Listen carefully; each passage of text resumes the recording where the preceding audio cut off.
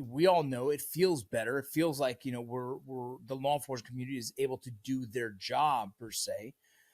But there's rumors that the ATF might get. I mean, there's millions of rumors of what's going on with the ATF, right? What's going to end up happening in the future, whether they get disbanded, which I don't think it will ever happen, but that's part of the conversation.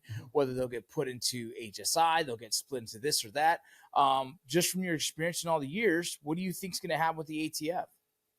Well, right now, they don't have a nominated director. They don't even have to confirm. They don't even want to nominate yet.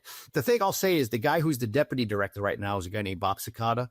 He was an NYPD cop. He's pro-Second Amendment. He's about as straight a shooter as you come. I think if the president was smart, and I'm not saying he's not, he would tap Bobby or keep him there, or maybe even once Bobby's eligible to move up, or bring in somebody who's like-minded, who wants to really put a hurry to the cartels.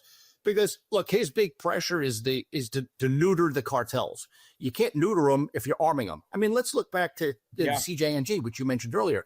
They're patrolling parts of Mexico in armored vehicles with military-grade weapons. I mean, they're taking semi-automatic rifles that are sold up here, and they're converting them to machine guns down here. That's something that's happening. In fact, one of our cases when I was in Phoenix was targeting someone who was doing that for the Sinaloa cartel.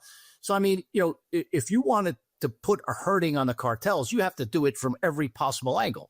Seizing their money, so using IRS criminal investigations, letting Border Patrol do their job, let HSI do their job. And look, ATF's forte is to work with the gun dealers when we were allowed to do that, and to go after the people who are coming in, straw purchasing firearms, to charge them, to cut off that supply.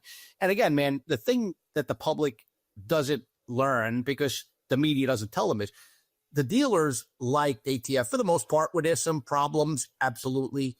But they cooperated with us without fail. And that's why like I said, when this whole thing started with the Mexican government suing the gun industry, I started to work with the lawyers defending the gun industry, because I knew that they were good partners to us out there. And I was like, how do you leave a man behind? So to let them sit there and get sued for doing exactly the right thing and for cooperating with us when candidly, to do so put them in peril, would have been the wrong thing to do. You don't leave a man behind. And a lot of those dealers were solid partners. So I hope ATF survives this. But yeah, I've heard the rumors. But look, I'm going to be honest with you. I talk to people on Capitol Hill, and I know that the NRA and a lot of these organizations that outwardly say ATF needs to be banned, quietly behind closed doors want ATF to exist, because they need a boogeyman to keep their dues money coming in to fund their organizations.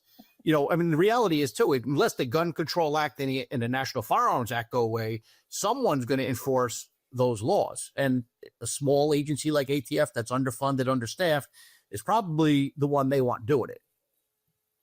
So, yeah, it's, from the guys I know that are boots on ground working the ATF job in these heavily gang-infested cities, their work is nonstop.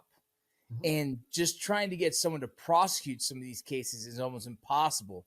There's kids 15, 16, 17 that can shoot, have 4 or 5 different cases on them and still not get prosecuted because they're juveniles, right? There's a lot of crazy things that are happening in some of these cities, especially I'm talking specifically for Detroit. I know for a fact, but those are some of the issues that I know ATF does, and I think they do it well. And so it's an interesting time right now. We do have a great administration who is completely supportive of the law enforcement space, which has been good. I just haven't seen what decisions they're going to make with the ATF. Just like you said, they don't have an actual director yet. And again, I wish they would do something with their public messaging. I wish they would show communities more of what they do, instead of allowing their voices to be told, because everything looks bad. And of course. Well, let's go back in history. Okay, Fast and Furious was a mess, and ATF deserved the kick in the teeth that it got, because those small number of agents did something so insanely stupid. And granted, they did it with the U.S. Attorney's Office. They could have said no. So I mean, that one they deserve. You look at Ruby Ridge and you look at Waco, right? Here's some things I'll tell you. Ruby Ridge, an ATF agent didn't kill Randy Weaver's wife. That was an FBI sniper who burned the Branch Davidian's compound to the ground. ATF was sitting in their hotel room. They were already thrown off the scene. They were laying in bed, scratching their when they would turn on the TV and see that place is burning. Now, Fast and Furious was a case targeting straw purchasers. Guess who the traffickers were? FBI informants. So, I mean, look, ATF has its problems, but so do all federal agencies, you know?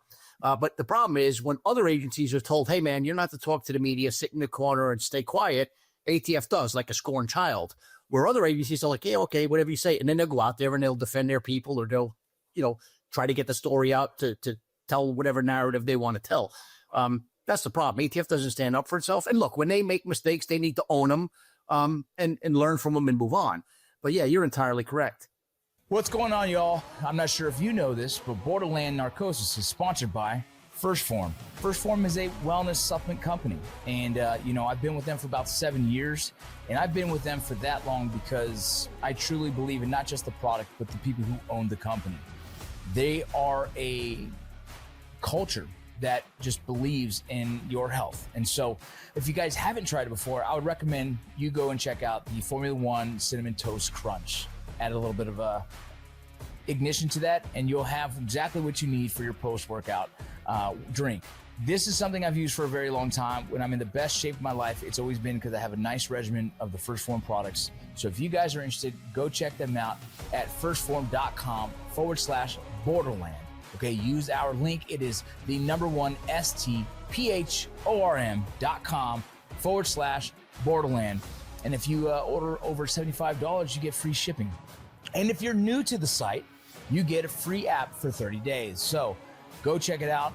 Again, thank you so much for all the support. See you soon. Big picture, long term, what's the answer for us to slow down the trafficking of firearms to Mexico?